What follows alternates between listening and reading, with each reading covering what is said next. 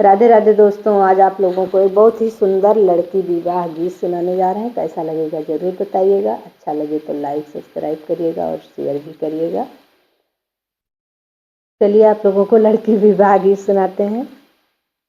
राजा जनक घर बियटी जे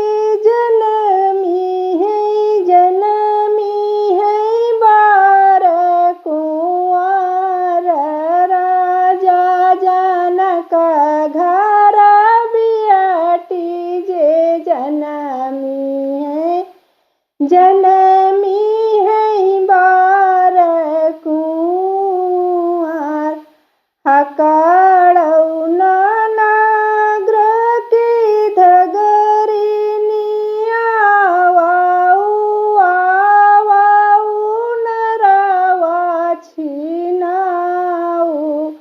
हकड़ऊ नागर की धगरिनी आवाऊ नरवा छिनाए।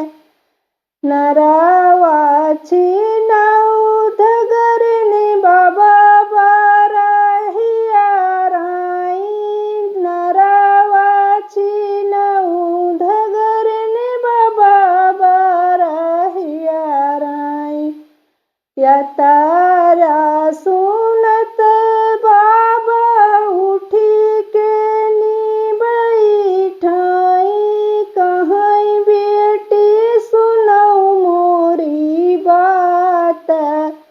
सुपावाई से बारा मांगियो मोरी बियाटी।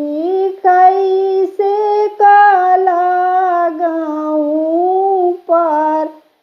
सुपावाई से बारा मांगियो मोरी बियाटी।